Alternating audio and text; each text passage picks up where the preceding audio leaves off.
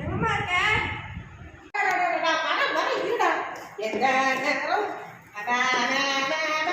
வேண்டி என்னடா சீக்கிரமா தான் சொல்லிப்பாங்க.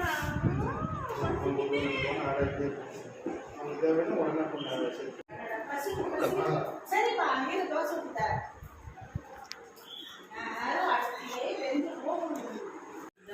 தோசை தோசை என்ன வேண்டியது? ஒரு தோசை 2 தோசைன்னு ஆரம்பிச்சிருக்கானா, இப்போ ஒரு டிக்கெட் ஆரம்பிச்சிருக்கான். அடுத்தது அவங்க அப்பங்காரன் வந்துட்டு ஒரு 2 தோசை ஊற்றி கொடுன்னு சொல்லுவான்.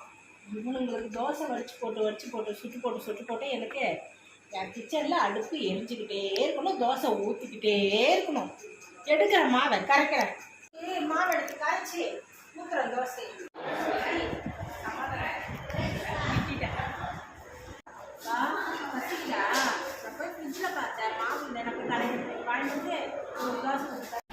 இப்படி தான் எதையாவது பேசி சமாளிக்கணும்.